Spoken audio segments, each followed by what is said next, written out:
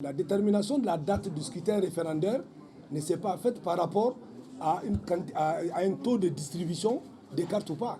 C'est des principes légaux et des décisions qui doivent être prises. À partir du moment où les pouvoirs publics ont décidé de la tenue du référendum, nous y allons. Vous avez constaté que si vous prenez les dispositions sur l'élection du président de la République, la date de l'élection du président de la République est fixée sur proposition du président de l'EJ. C'est-à-dire que quand on fait la lecture de la loi, chacun a ses zones d'intérêt, a ses droits, a ses prérogatives, et chacun reste dans son camp, mais pour autant, le scrutin va se dérouler avec la combinaison de tous ces articles qui sont dans la loi électorale.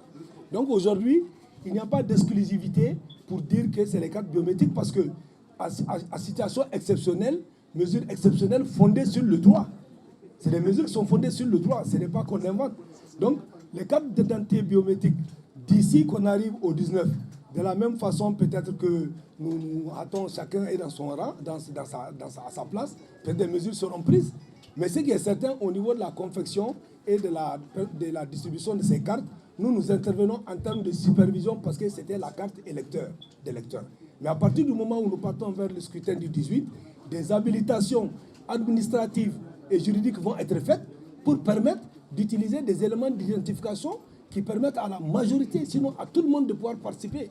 Parce que nous, notre rôle ici, conformément à la loi électorale, c'est de sauvegarder le droit au vote du citoyen, quel qu'il soit, quel que soit son lieu, ses origines et autres.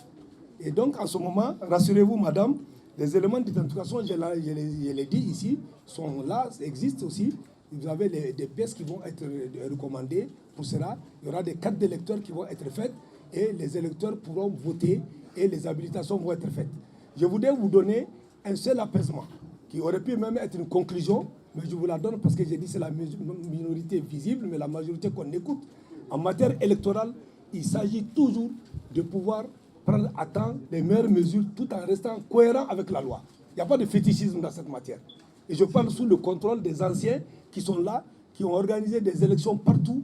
Dans tous les pays du monde où on organise des élections, il y a des situations de ce genre où des actes sont pris, où la situation objective, où le terrain commande la réalité, comme on le dit. Et en ce moment, on est obligé, excusez-moi, général, je passe sur votre terrain, mais la réalité nous oblige à nous adapter. Nous avons été experts électoraux ailleurs, nous avons proposé, ça fait le bonheur de ces pays. On parle de nous comme si on est des messies, mais ce n'est rien. Il faut avoir l'intelligence de réfléchir et de le faire. Et je voudrais dire ici que ça se fera avec tout le monde.